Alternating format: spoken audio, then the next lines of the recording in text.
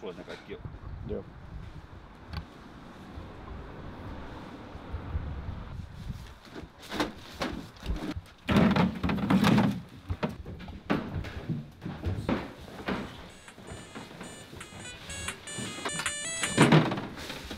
Olis tänään se haastattelu?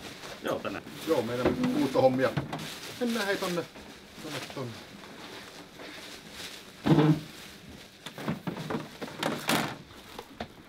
Janne Lampi, IPO Oy. Kutsuitte meidät tänne uudestaan. Miksi?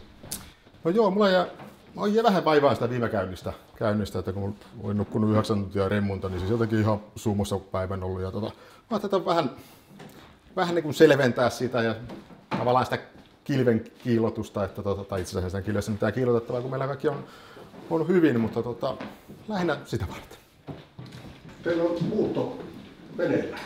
Juu, se oikeastaan on sitä samaa jatkumoa kun alkaa kaukolot jäämään liian pieneksi, niin oikeastaan niin kuin Divarista SM-liigaa on vaihdettaisiin oikeastaan, no NHLhän tässä alkaa jo oleenkin, niin tää on ihan luonnollinen muuta, mennään vähän isompiin paikkoihin, niin otos sitten muuten on varovainen, tää maksaa enemmän kuin kuukausipalkka. Semmonen hallittu hyppy ja askel taas niin kuin tulevaan menestykseen. Onko muutto vaikuttanut työilmapiiriin? No ei meillä ainakaan heikentävästi, että meillä edelleen työntekijän vaihtuvuus on 0 ja päinvastoin sitä on enemmän niin kuin, tuntuu, että mulla on enemmän niin kuin hitsauduttu yhteen niin tuntuu sitä, että se meidän se niin kuin tekemisen rytmi ja se syke, niin se on niin samaa niin kuin rytmiä, niin tää on oikein hyvä. Että tästä tulee hyvä.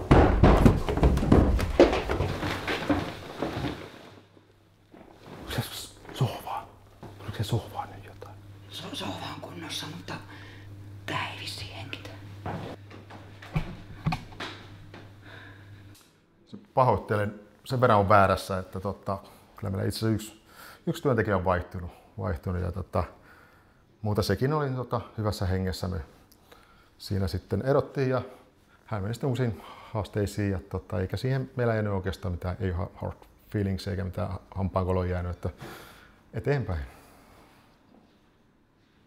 Kiitos Janne haastattelusta. Olisiko mahdollista päästä käymään uusilla toimitiloilla? Ilman muuta. Ylpeydellä sen näytän teille kyllä toki, että siihen mun valtakuntani tai meidän ja valtakunta, mutta se missä menestystä tehdään. Niin päästään tätä kautta, niin mennään taas.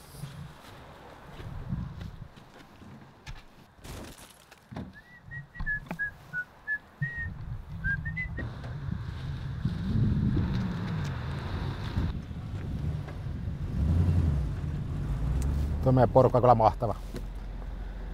Haluan sitten nykypäivän yhdistää muuttoon ja ei muuttoautoja eikä mitään, niin kuvastaa sitä meidän henkeä. Hyvät tytöt! Nähdään konttorilla!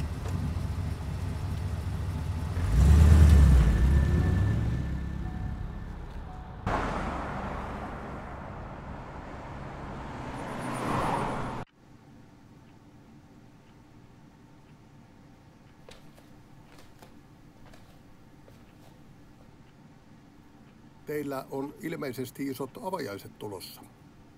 Ei, jätkät tulee katsomaan peliä, siis jopa Tepsi olisi tänään. Tuossa on iso ruutu Jenillekin, niin tulee hyvä ilta. Mutta entä työntekijät? Palkitseminen? Iso urakka ollut. Maanantaina on työhön 08. Kyllähän siellä kerkee porukka näkee tilat ja kaikki.